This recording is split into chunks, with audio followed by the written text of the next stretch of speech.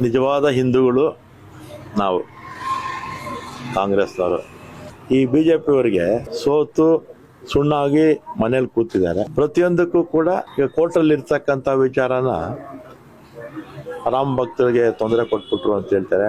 ಅವ್ರದ್ದೇ ಸರ್ಕಾರ ಇತ್ತು, 4 ವರ್ಷ ಅವ್ರದ್ದೇ ಸರ್ಕಾರ ಇತ್ತು. ಆ ಕೇಸ್ ವಿಚಾರ ಮಾಡ್ಬೋದಿತ್ತಲ್ಲ. ಹಿಂದೆ 2008ರಿಂದ 2013ವರೆಗೂ ಯಡಿಯೂರಪ್ಪನವರು, ಸದಾನಂದ ಗೌಡರು, ಜಗದೀಶ್ ಶೆಟ್ಟರ್ ಅವರು ಮುಖ್ಯಮಂತ್ರಿಗಳಾಗಿದ್ರು. ಈ ಕೇಸ್ ವಾಪಸ್ ತಗೋಬೋದಿತ್ತಲ್ಲ. ಈಗ ಅಶೋಕ್ ಅವರು ಗೃಹ ಮಂತ್ರಿ ಆಗಿದ್ರು, ಯಾಕೆ ಈ ಕೇಸ್ ವಾಪಸ್ ತಗೊಳ್ಳಿಲ್ಲ? ಅಂದರೆ ಕಾರ್ಯಕರ್ತರನ್ನ ಉಪಯೋಗಿಸ್ಕೊಳ್ತಾರೆ, ಆಮೇಲೆ ಅವ್ರನ್ನ ಮರ್ತು ಬಿಡ್ತಾರೆ.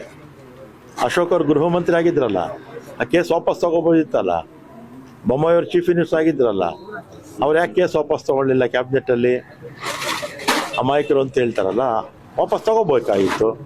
ಅವ್ರ ಕಾರ್ಯಕರ್ತರ ಬಗ್ಗೆ ಕಾಳಜಿ ಇಲ್ಲ.